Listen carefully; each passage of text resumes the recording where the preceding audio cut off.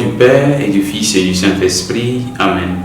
Ô Seigneur, envoie ton Esprit, qui renouvelle la face de la terre.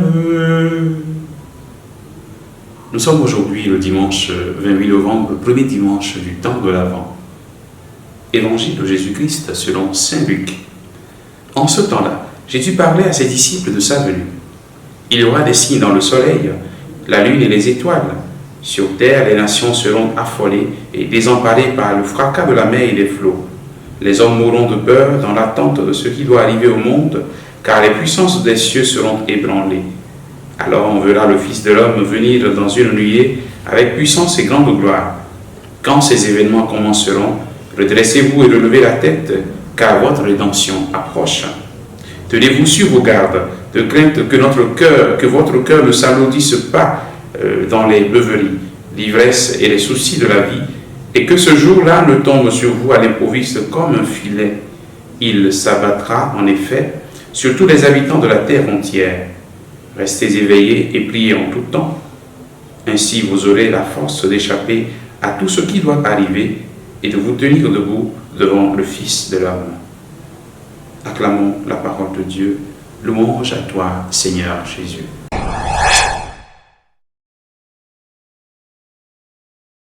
Bien-aimés frères et sœurs en Christ, nous sommes aujourd'hui le premier dimanche du temps de l'Avent, le temps de l'attente de la venue de notre Seigneur. Nous rappelons sa venue dans ce monde. Il viendra encore et il vient déjà chaque jour nous rencontrer dans sa parole qui nous est donnée, dans l'Eucharistie qui nous est offerte. L'évangile de ce jour nous situe donc dans le contexte de la venue du Seigneur. Jésus déjà, dans l'évangile du jeudi passé, nous avons écouté ces recommandations qui se recoupent avec ce que nous avons écouté aujourd'hui. Cette insistance voudrait nous rappeler l'importance du message que le Seigneur nous donne. Restez éveillés. Jésus nous avertit de la venue de signes terrifiants. Beaucoup seront troublés, d'autres mourront de peur. Ceux qui n'ont pas d'espérance penseront que c'est la fin de tout ce qui existe. C'est justement à ce moment que Jésus nous invite à rester éveillés, à nous redresser, à garder les yeux fixés sur lui.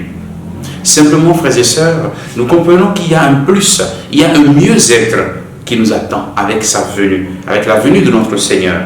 Nous ne devons pas nous contenter de ce que le monde nous propose et nous endormir dans les soucis du monde.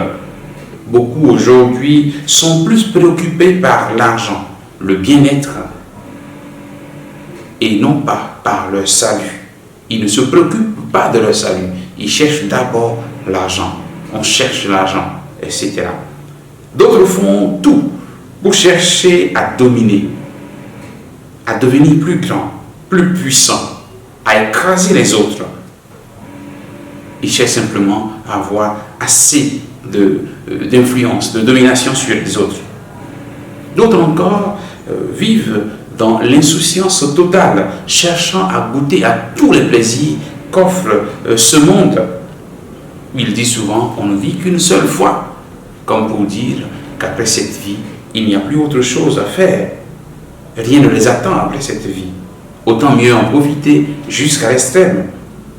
Voici ce qu'ils pensent, ceux qui sont insensés, ceux qui sont de ce monde. Frères et sœurs, le Seigneur nous invite à rester sur nos gardes, à rester éveillés dans la prière chaque jour pour que nous ne tombions pas dans la tentation. La tentation est grande, elle est bien, bel et bien là. Demandons au Seigneur cette grâce de l'éveil pour que notre cœur reste mobilisé, que notre cœur reste éveillé chaque jour. Demandons-lui la grâce de la prière, cette prière qui continue de dire « Maranatha ». Viens Seigneur. Que le Seigneur nous bénisse et qu'il nous garde dans sa paix. Au nom du Père et du Fils et du Saint-Esprit. Amen.